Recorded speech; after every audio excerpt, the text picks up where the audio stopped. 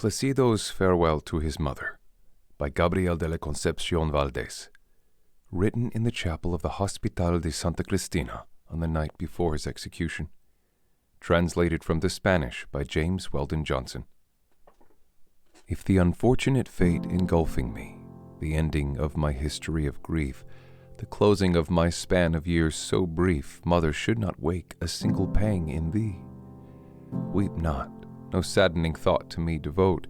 I calmly go to a death that is glory-filled. My lyre before it is forever stilled, breathes out to thee its last and dying note.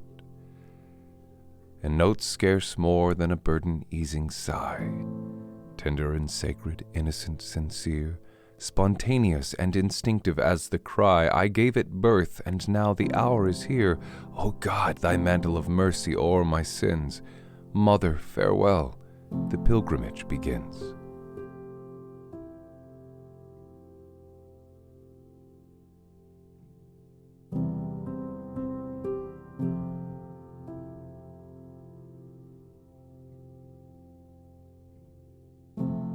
Rose Song by Reeve Aldrich, 1866 to 1892. Plant above my lifeless heart crimson roses red as blood, as if the love pent there so long were pouring forth its flood. Then through them my heart may tell its past of love and grief, and I shall feel them grow from it, and know a vague relief. Through rotting shroud shall feel their roots, and unto them myself shall grow. And when I blossom at her feet, she on that day shall know.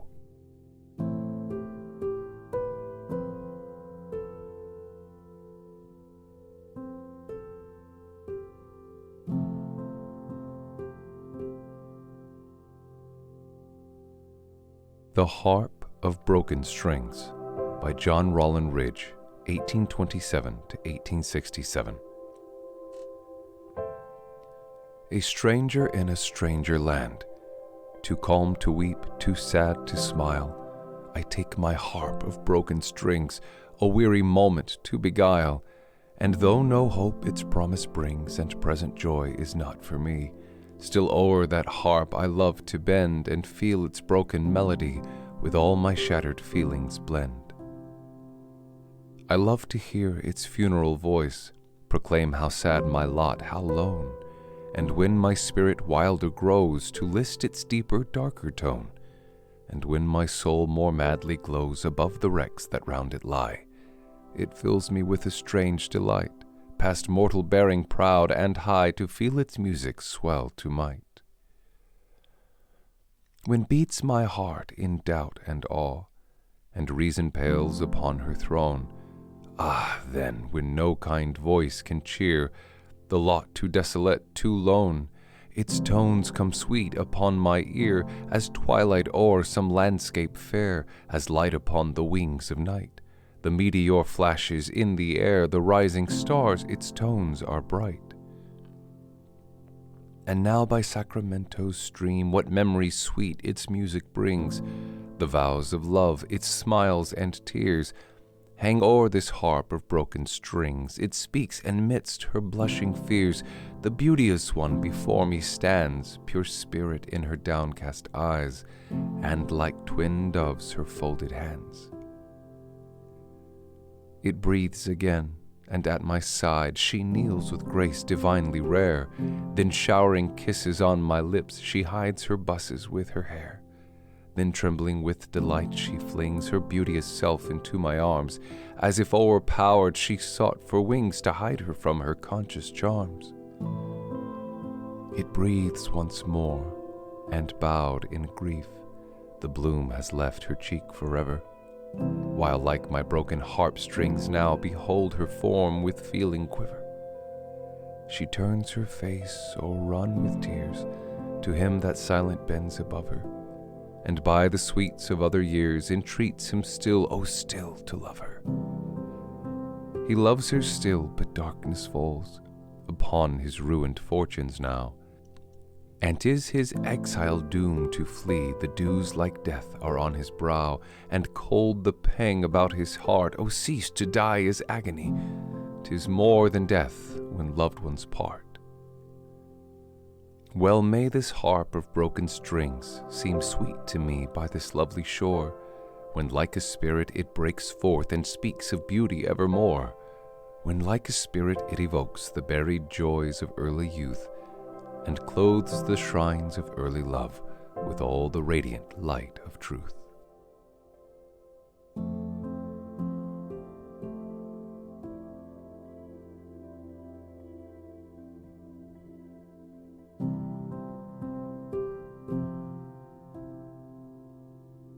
Fireflowers by Emily Pauline Johnson. And only where the forest fires have sped, scorching relentlessly the cool north lands, a sweet wild flower lifts its purple head, and like some gentle spirit sorrow-fed, it hides the scars with almost human hands.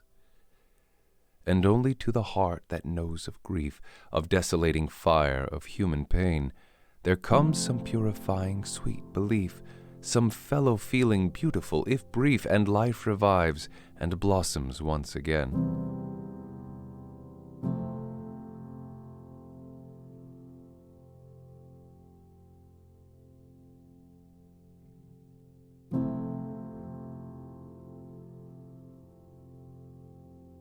On Pain, Kahlil Gibran, 1883 to 1931. And a woman spoke, saying, "Tell us of pain." And he said, "Your pain is the breaking of the shell that encloses your understanding. Even as the stone of the fruit must break, that its heart may stand in the sun, so must you know pain. And could you keep your heart in wonder at the daily miracles of your life, your pain would not seem less wondrous than your joy. And you would accept the seasons of your heart, even as you have always accepted the seasons that pass over your fields. And you would watch with serenity through the winters of your grief. Much of your pain is self-chosen. It is the bitter potion by which the physician within you heals your sick self.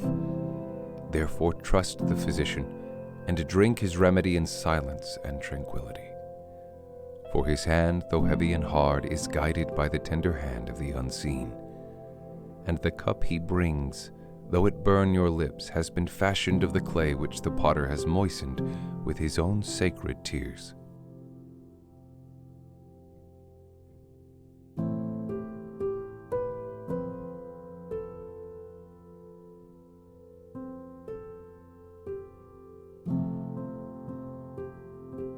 Brooding Grief by D.H. Lawrence, 1885 to 1930. A yellow leaf from the darkness hops like a frog before me. Why should I start and stand still? I was watching the woman that bore me, stretched in the brindled darkness of the sick room, rigid with will to die, and the quick leaf tore me back to this rainy swill of leaves and lamps and traffic mingled before me.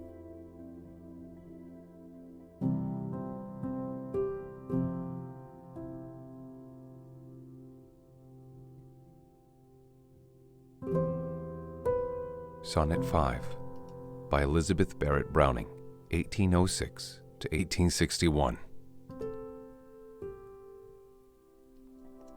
I lift my heavy heart up solemnly, as once Electra her sepulchral urn, and looking in thine eyes I overturn the ashes at thy feet. Behold and see what a great heap of grief lay hid in me, and how the red wild sparkles dimly burn through the ashen grayness, if thy foot in scorn could tread them out to darkness utterly. It might be well, perhaps, but if instead thou wait beside me for the wind to blow the grey dust up, those laurels on thine head, O my beloved, will not shield thee so, that none of all the fires shall scorch and shred the hair beneath. Stand further off then, go.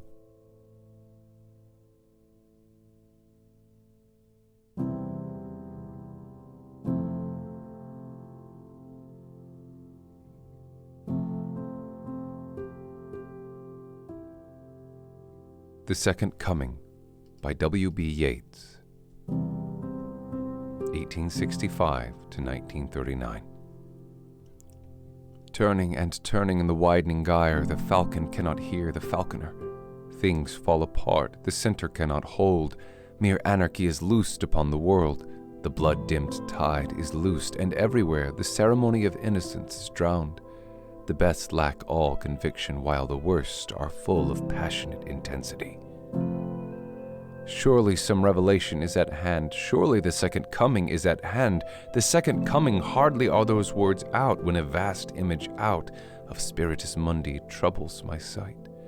Somewhere in sands of the desert, a shape with lion body and the head of a man, a gaze blank and pitiless as the sun, is moving its slow thighs, while all about it real shadows of the indignant desert birds. The darkness drops again, but now I know that 20 centuries of stony sleep were vexed to nightmare by a rocking cradle, and what rough beast, its hour come round at last, slouches toward Bethlehem to be born.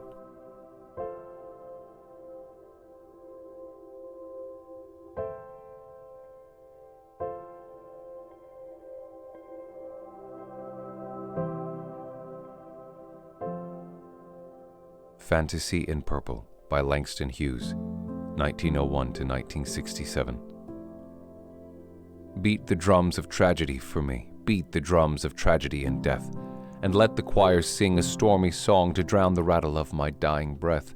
Beat the drums of tragedy for me, and let the white violins whir thin and slow, but blow one blaring trumpet note of sun to go with me to the darkness where I go.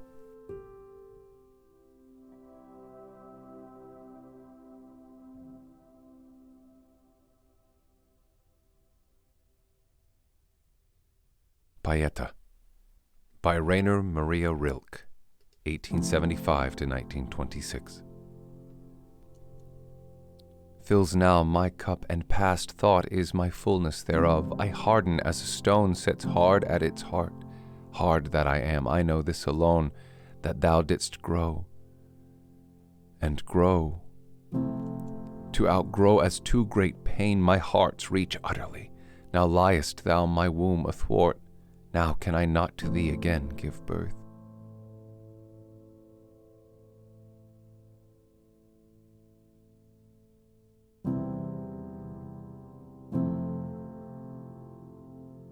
Niobe by Henrietta Cordelia Ray, 1849 to 1916. O mother heart, when fast the arrows flew, like blinding lightning smiting as they fell, one after one, what knell could fitly voice thy anguish?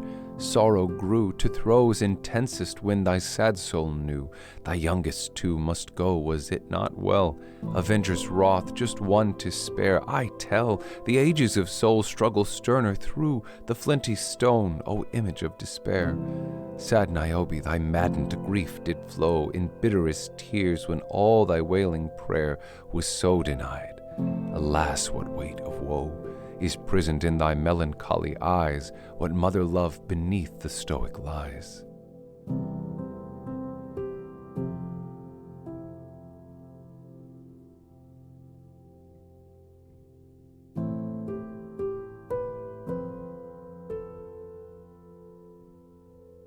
Enigma by Leonora Speyer. It would be easy to forgive, if I could but remember, if I could hear, lost love of mine, the music of your cruelties, shaking to sound the silent skies, could voice with them their song divine, red with pain's leaping ember. It would be easy to forgive if I could but remember.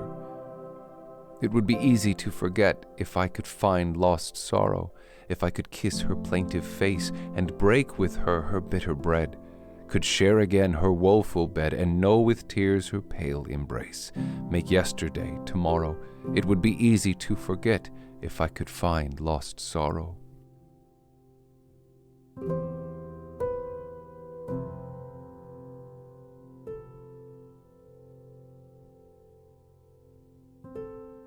Regret by Olivia Ward Bushbanks, 1869 to 1944. I said a thoughtless word one day.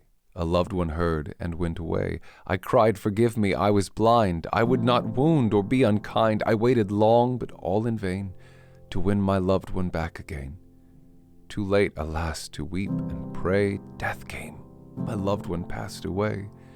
Then what a bitter fate was mine. No language could my grief define. Tears of deep regret could not unsay the thoughtless word I spoke that day."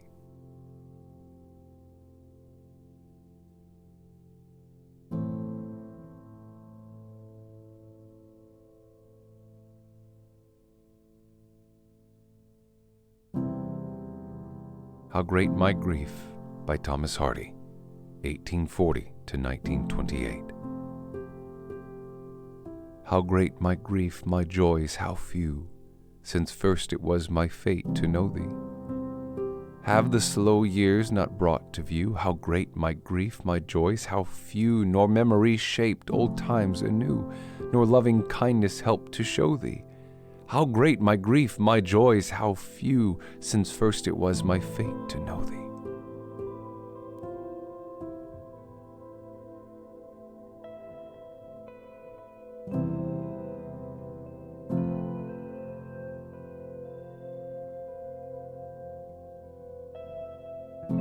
When night draws on, remembering keeps me wakeful, by ddal-Khansā, translated from the Arabic by Reynold A. Nicholson.